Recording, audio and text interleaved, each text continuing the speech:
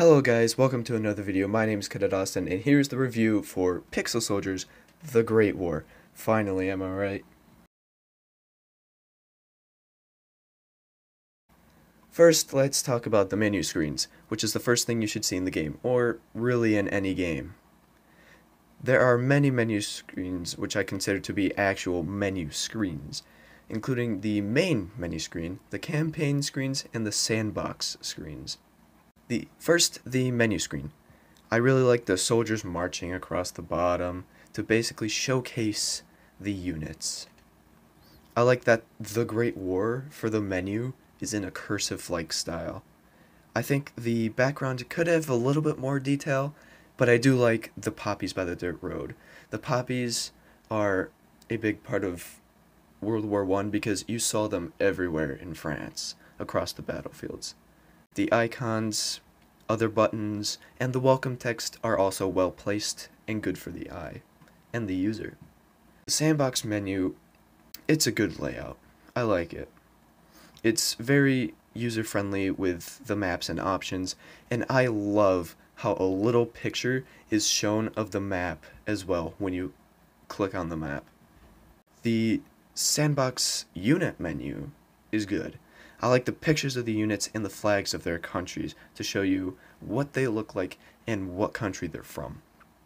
I also really like the diversity of the countries on the Entente side, showing the true world aspect of, well, the World War. The campaign menu starts out with the original campaign and the invasion campaign.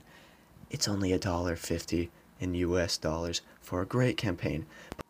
The select your nation screen, or whatever you want to call it, is cool. Oh look, I'm an Alpha user.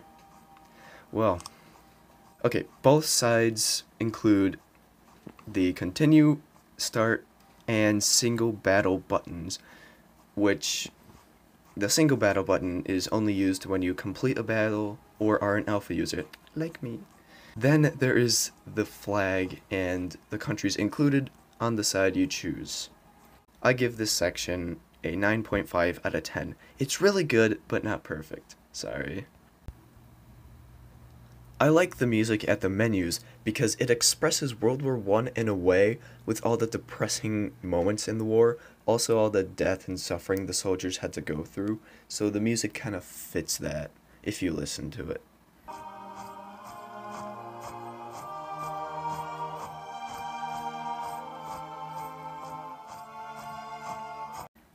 The only other place that has music in the game is at the end of a battle, where it's just dramatic music for the victory screen.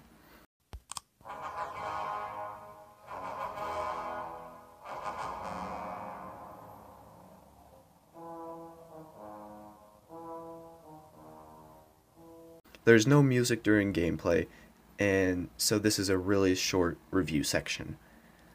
I give this section a 9 out of 10. There's good music, but it just feels a little blank in other spots, like in the deployment phase where there could be music to like hype you up or something.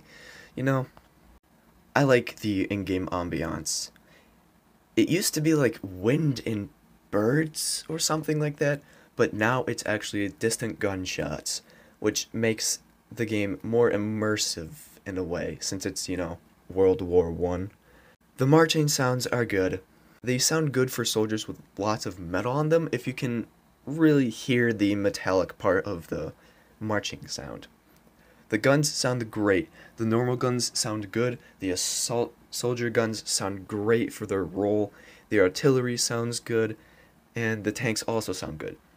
The ships sound like the artillery, and the machine guns are just fun to use because of the sound and the true damage it makes after, which makes it a bit special in my opinion.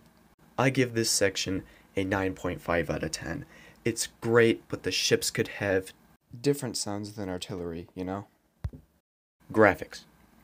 The graphics they're great. 10 out of 10. I give this section a 10 out of 10. Full. I like the campaign. The campaign has some maps that you cannot play in Sandbox, which is nice because it gives a bit of uniqueness to the campaign, which there should be uniqueness to the campaign. So In the campaign, there are two sides, the Entente and the Central Powers, which consist of various nations within the powers. Each battle in the campaign is unique with a different story, map, and even combatants. It's fun to play, depending on the difficulty, and the battles are replayable without restarting the campaign, which I liked. You know those games that you have to restart the campaign to play a certain mission. It's so annoying. The battles are recreations of real World War I battles. Each battle is the same for each side, so the missions don't change, you just change sides, you Italy. Overall, the campaign is fun, but personally, I didn't finish it yet, so I don't know of any end game or anything, if there is one. Sorry. I don't play this game as much as people think.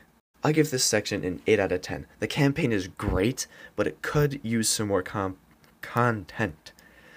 The gameplay itself feels a bit empty for a campaign, but maybe there could also be a bit more to the story behind the battle. Maybe like a cool cutscene if the engine creating this game can handle it. The campaign progress is a bit empty as well. It's just a soldier moving across a line to a victory side.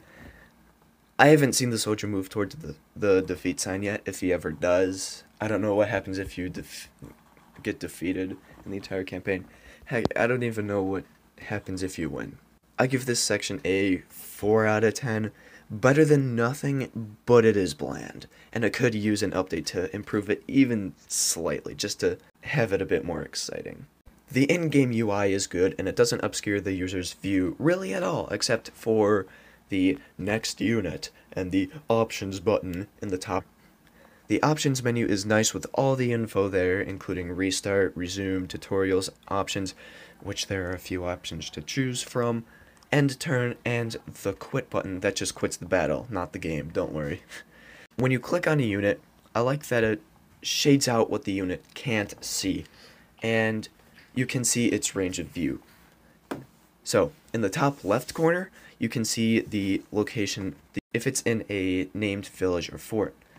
You can also see the type of terrain the unit is on, the move stat, which I couldn't figure out what it meant yet, the defense stat, and the trench level stat if your unit is in a trench or building a trench. There are more useful stats in the bottom left-hand corner, including your unit's amount of men left. The bottom right corner, there is the LP mini menu.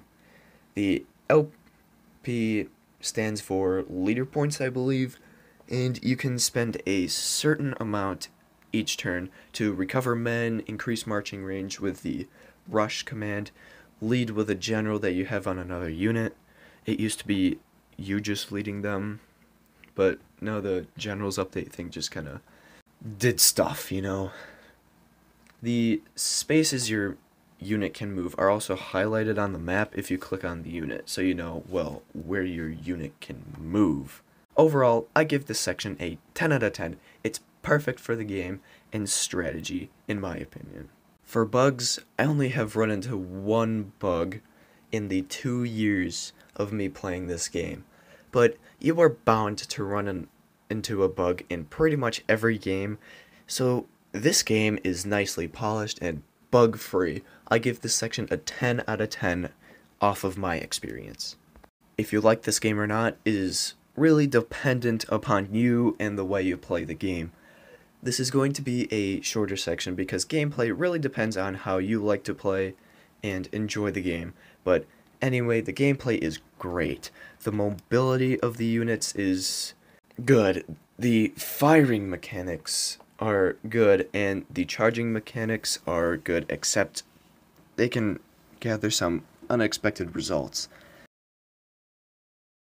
The trench digging is great. The ability to surround and disorient an enemy is always satisfying. Artillery is a bit underpowered for what artillery should be at times, but it works mostly when you need it to. But the most important thing is the strategy. The strategy is great. I love destroying my opponents with a well thought out strategy. Although there seems to be a trend where numbers will win, but we won't touch on that. Overall, I give this section a 9.5 out of 10. Not perfect, but good enough to be one of the best. Updates are somewhat regular and remove bugs and add some content here and there. There's not much to say about this category, so I'll give this section a 10 out of 10 in frequency compared to other mobile strategy games. The final verdict. I say this game is great. One of, if not the best strategy game I've ever played on mobile. But, sorry, Paradox still takes the W on PC. But this game is great for the price, and it is on sale during certain holidays, but we all know we can afford $5, right? Well, let's count out the points. Alright, the points are in, and I give this game an overall of 9 out of 10. Good job.